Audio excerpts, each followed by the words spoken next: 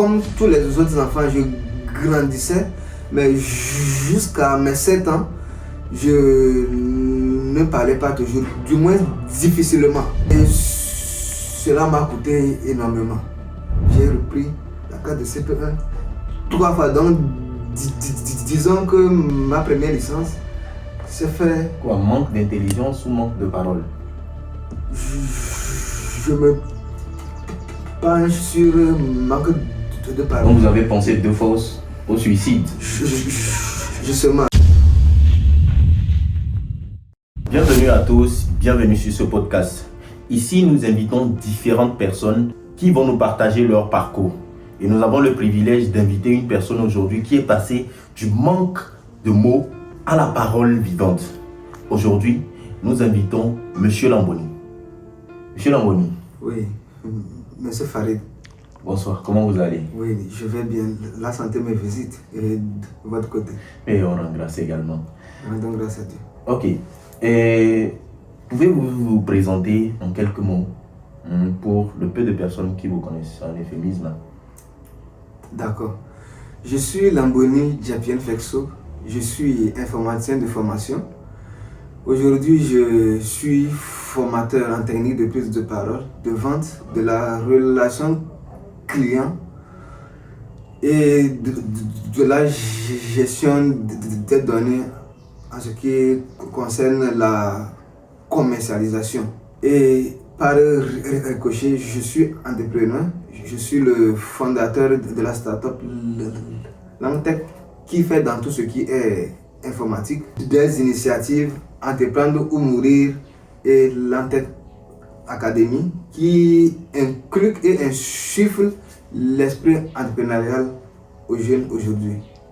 Ok. Merci. Bon, Monsieur Lamboni, je pense que vous avez grandi dans la zone du nord du pays, dans la zone de Mango. Bon, comment se présente votre climat dans l'environnement où vous êtes né? Comment se présentent les débuts de Lamboni? Les débuts n'ont pas été du tout tendres avec moi. Je vais commencer ainsi.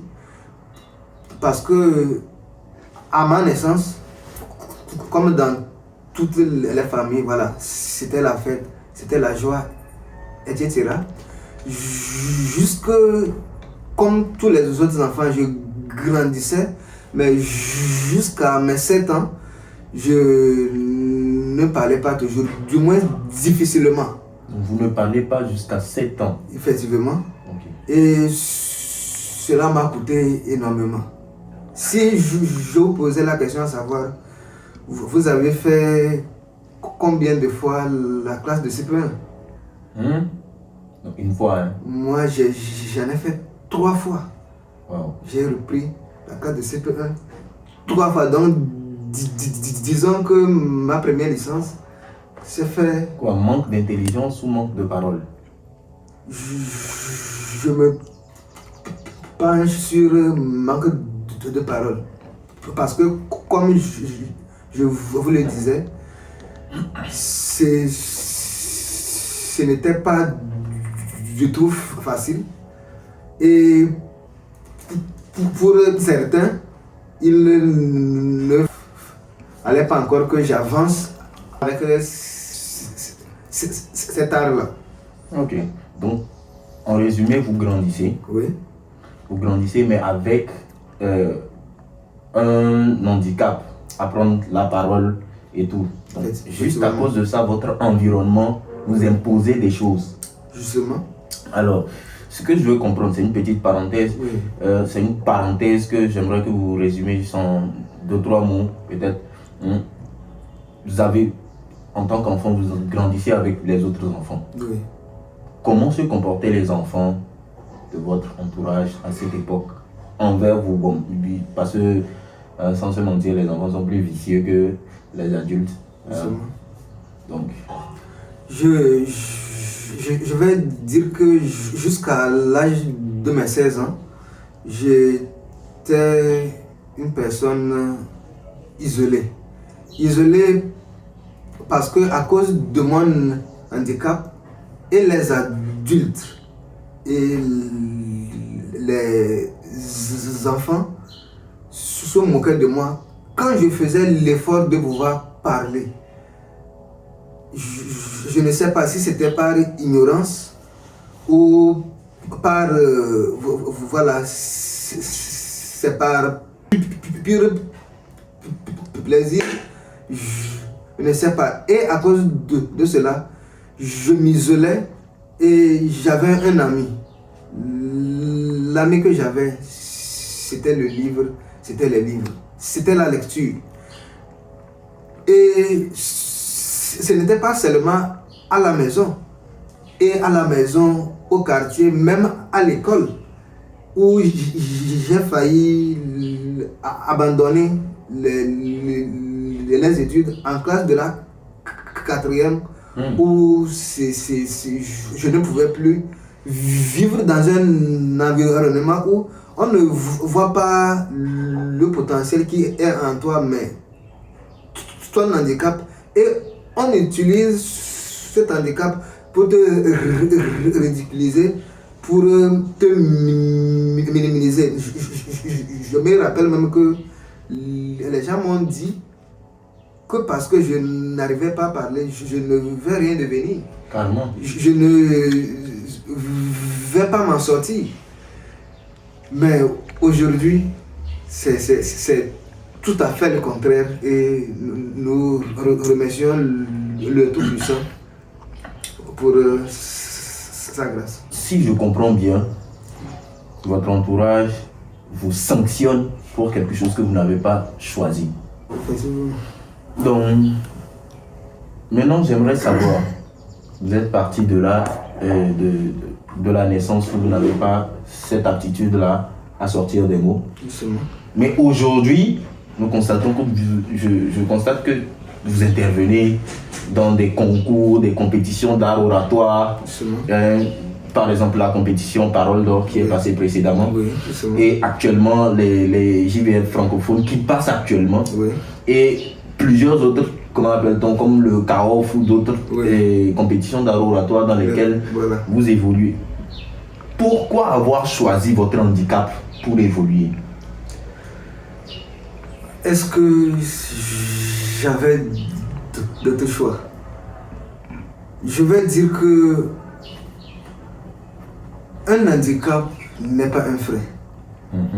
Un handicap, c'est un moteur.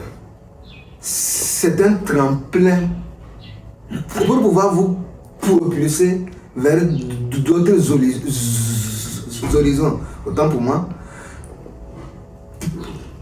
Parce que tout ce que j'ai vécu dans mon environnement, il était essentiel pour moi de pouvoir résoudre ce problème-là. Et je me suis mis sérieusement à travailler sur ça, et j'ai transformé cela en une force. Ok. D'accord, j'ai cru comprendre qu'à un moment donné, vous avez dû vous retirer des personnes, des gens et tout. Donc ça veut dire que vous passez beaucoup de temps dans la solitude. Oui. Bon, question hic. Oui. Donc, qu'est-ce que la solitude apporte en réalité? Est-ce que c'est bien d'être seul? Est-ce que être seul là, c'est bien pour un parcours?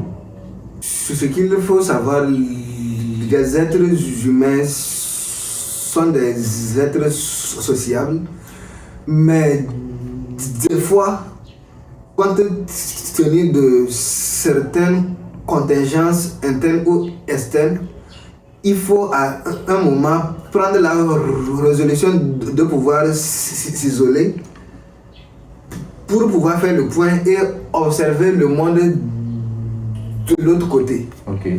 Et pouvoir revenir vous insérer de nouveau dans cette société-là. Okay. Sinon, vous allez vous perdre dans la masse de tout ce qui se passera autour de vous. Donc oui, la solitude est bonne, mais que cela ne reste pas dans l'éternité, parce que également, ça pourrait vous pousser dans des zones un peu plus sombres si vous ne faites pas attention. Ok, bon, vous êtes un homme. Oui. Je suis un homme également. Un homme avec petit H. Oui. Vous voyez où je veux en venir.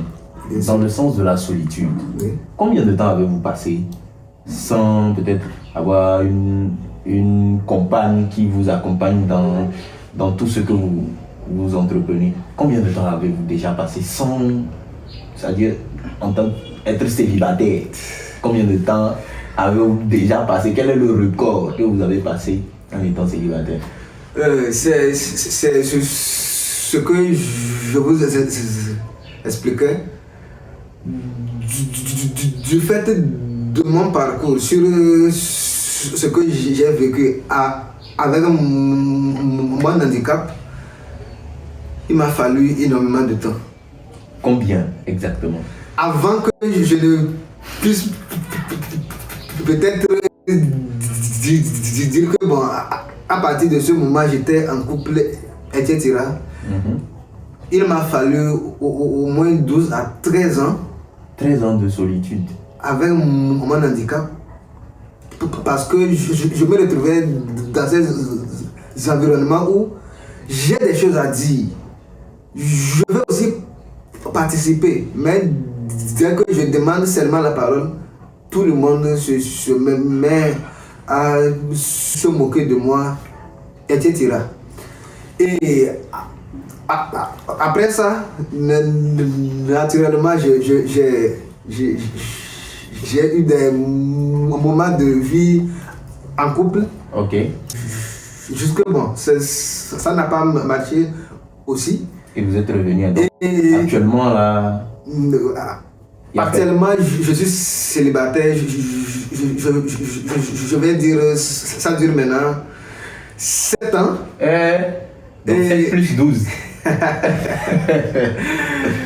Donc, disons 7 plus 12, si on peut dire ainsi, je compte 19 ans de solitude.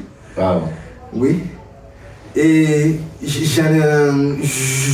suis bien placé pour dire si la solitude est une bonne chose ou pas. Et à vrai dire, la solitude est pénible. Parce que nous sommes des êtres sociables et se dissocier du monde et regarder tout ce qui se passe autour de toi. Pourtant, tu veux aussi y participer, mais tu ne peux pas pour le moment dû à certains soucis dont tu fais face. C'est vraiment pénible. Okay. C'est pourquoi moi, dans mon cas, je lisais beaucoup. La lecture, je passais du temps avec les livres. Okay. Et c'est ce qui m'aidait à pouvoir tenir. D'accord. Sinon, je suis sûr que j'aurais basculé de l'autre côté. Ok. Est-ce que ça vous est déjà arrivé? Ça, c'est l'avant-dernière question. Oui. Donc, est-ce que ça vous est déjà arrivé dans votre cursus de solitude et tout? Ça vous est déjà arrivé? Vous êtes déjà arrivé au point où vous voulez passer l'arme à gauche? Je me retiens de reporter certains propos. C'est-à-dire penser peut-être au suicide. Bien sûr. Hein? Bien sûr. Et deux fois j'ai pensé à cela. La première fois, comme je... Donc vous avez pensé 2 fois au suicide?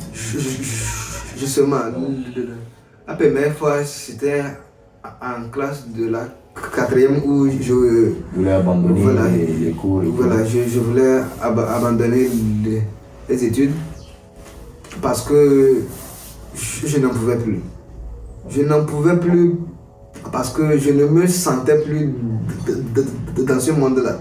Je ne me sentais plus dans mon entourage. je ne voyais plus aucune issue. À quoi servait ma vie? Je me posais la question. Je sers à quoi si tout le monde me pointe du doigt, si tout le monde se moque de moi? À quoi me sert ma vie? Et j'ai failli faire l'irréparable jusque j'étais avec ma grand-mère, cette dame-là qui m'a beaucoup soutenu, et c'est par elle que j'ai pu avoir le courage de tenir et de pouvoir avancer. Oui. Ok. Et la deuxième fois, ce n'est pas longtemps, hein. C'est en 2022. Oh, c'est récent. Oui, c'est récent. Ça, c'était dû à des soucis personnels. Peut-être ça va vous surprendre, mais oui, M. Lamboni a failli mettre fin à ses jours sur terre parce que, effectivement, ce que je vivais en ce moment-là, ce que j'ai traversé, ce n'était pas du tout évident.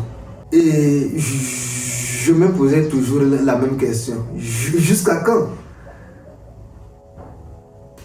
Parce que ce qu'il faut savoir, le carburant de l'humanité, c'est l'espoir d'un lendemain meilleur. Et quand cet espoir vous est enlevé, quand vous ne voyez plus les possibilités de s'en sortir, vous ne pensez qu'à une seule chose. Vous isolez, partir totalement de ce monde. Et j'ai failli le faire, mais je pense que Dieu a énormément de projets pour moi.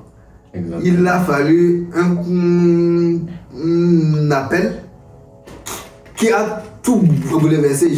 J'étais sur le point de passer à l'action. Même mon téléphone a sonné tellement fort, ça m'a déconcentré.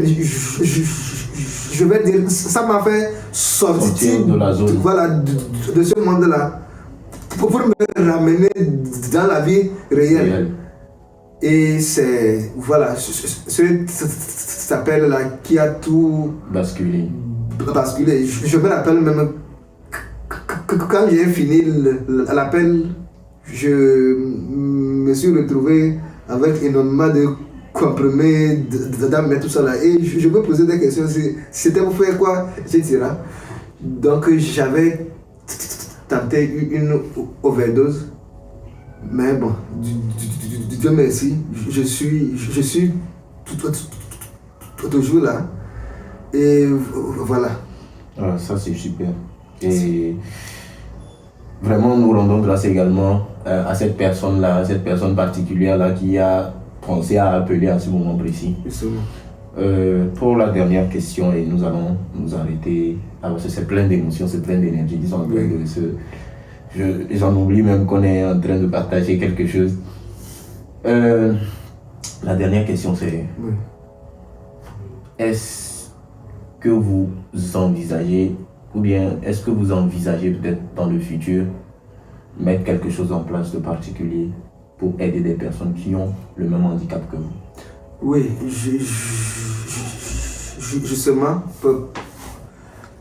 parce qu'on n'a pas eu suffisamment de moments pour aborder la partie là. Parce que c'est en 2019, après l'obtention de mon baccalauréat, deuxième partie, je vais quitter le Nord pour venir ici à Lomé pour mes études universitaires. Et dans l'université dont je me suis inscrit, qui s'appelle SGIS, où j'ai fait l'informatique là-bas. Au sein de l'école, il y a un club d'art oratoire. Oui. Et je vais intégrer ce club-là. Dans ce club, franchement dit, le premier jour, je ne voulais même pas que la session se termine. Parce que je me suis retrouvé dans un environnement où on ne vous empêchait plus de parler. Oui, j'ai rencontré des personnes qui me comprenaient et ça m'a beaucoup surpris, qui ne me critiquaient pas, qui prenaient du temps. Si même je formulais à peine les mots, mais ils prenaient du temps et du plaisir à vous écouter, à m'écouter. Et il y avait ce monsieur-là, dont je fais un coucou s'il voit la vidéo. C'est monsieur Chris Aglé. Monsieur Christophe Kossi Aglé. Oui, qui était le président du club de ce temps-là. Et également notre formateur. C'est lui qui va m'appeler à la fin de la session et qui va me dire: je te comprends, mais retiens ceci. Tu dois d'abord accepter ton handicap. Okay. C'est la première étape. Parce que si tu te culpabilises pour ton handicap, on ne peut pas la dissocier de toi. Ça fait partie intégrante de ce que tu es. Exactement. Donc, vaut mieux apprendre à faire avec, vaut mieux apprendre à pouvoir, voilà, avec l'handicap avant même de le transcender. Effectivement. Et il faut prendre son temps, apprends, exerce-toi, donne-toi à fond et tu verras. Et 56 ans après, je peux dire oui, il avait raison. Vraiment. Je me suis donné. Et ça se voit. Oui, et je l'ai dit. Les jeux de verbal. Voilà, sincèrement, merci. Merci pour ses conseils. Merci pour son soutien. Et si en partie ce que je suis aujourd'hui, je lui dois. Parce qu'il a fallu qu'il me dise quelque chose que j'ignorais. Accepter d'abord mon handicap pour pouvoir avancer. Et pour ça, je lui dis vraiment merci. Est-ce que je songe à mettre en place une initiative pour pouvoir aider les autres? Oui, je le fais déjà, jusque l'initiative n'est pas encore formalisée. Aujourd'hui, je forme les gens en art oratoire. Okay. J'accompagne les personnes qui veulent défendre leurs projets, qui passent des concours d'art oratoire, etc. Et j'ai suffisamment de résultats. Oui. Et donc, aujourd'hui, pour moi, maintenant, l'objectif à court, à moyen terme, c'est de mettre en place une initiative qui va d'abord aider les personnes qui portent le même handicap que moi. Okay. Parce que oui, je suis bien placé aujourd'hui pour pouvoir aider ces personnes-là à pouvoir aussi voilà, maîtriser leur handicap, à pouvoir aussi s'exprimer. Parce que souvent les gens ne le savent pas. Oui. Nous avons tellement de choses à dire et pas n'importe quoi. J'insiste sur ça. Exact. Et ça me rappelle ces moments où à l'école l'enseignant pose la question, il dit plus 5, plus 2, plus 3. Tu connais la réponse. Et tu ne peux pas parler. Tu ne peux pas parler à cause de ton de la vindicte populaire que ton entourage va exercer sur toi. Et j'ai même connu un cas comme ça en première année où monsieur Otto qui nous faisait un cours sur l'entrepreneuriat paix à son âme. C'est un monsieur qui m'a initié dans ce qui est l'entrepreneuriat, les affaires. Ce jour-là, il a posé une question. Personne n'avait la réponse. Moi, j'avais la réponse. Dès que j'ai levé la main, toute la salle. Je vous parle d'une salle de moins 150 personnes en allant. Toute la salle s'est mise à rire. Parce que me connaissant, je pense cet handicap, donc je vais prendre le temps de pouvoir formuler tout ce que j'ai à dire, etc. Et je suis resté debout, je les regardais, je ne savais plus quoi faire. Et monsieur Otto s'est fâché. Il a dit, s'il entend encore une personne rire, il sera sanctionné. Il sera sanctionné pour toujours et il va lui donner 0 si même la personne composait. Et là, Dieu faisant, il m'a donné la parole. Et je ne sais pas, mais c'est peut-être la volonté de Dieu. Quand j'ai pris la parole, j'ai parlé environ 5 minutes, tout était fluide. Wow. Et il y a eu un silence total. Et quand j'ai fini, les applaudissements ont duré au moins 5 minutes aussi. Wow. Et ce jour-là, mes collègues de salle ont changé leur regard sur ma personne. Exactement. Parce que oui, il ne faut pas juger les gens par rapport à ce que vous voyez, non. Non. Ils ont mieux que ce que vous voyez. Et monsieur Otto, par la suite, il va me prendre comme son assistant personnel.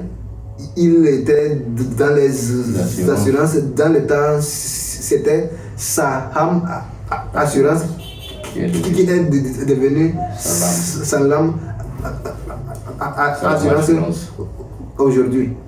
Donc, pour vous dire que oui, c'est même un sacerdoce pour moi, parce que oui, il y en a plusieurs qui ont besoin de pouvoir s'en sortir aussi. D'accord, magnifique. Merci beaucoup, M. Lamboni. Je vous en prie. Et comme c'était la dernière question, et nous vous remercions infiniment pour votre intervention. Merci, chers téléspectateurs, de nous avoir écouté, d'avoir écouté l'intervention de Lamboni, son parcours et tout ce qu'il a partagé avec nous.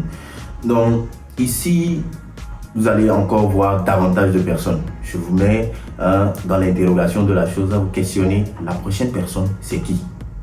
Mais sachez que les personnes qui vont venir pourront d'une certaine manière revenir après pour nous partager d'autres expériences qu'ils ont. Et si vous, en voyant ces vidéos et tout, vous avez également envie de partager votre expérience par rapport à quelque chose, il suffit d'écrire dans les commentaires MUSK, Musk, le nom de la chaîne. Donc, nous saurons comment vous accueillir dans le logo. Et check ça, on se prend.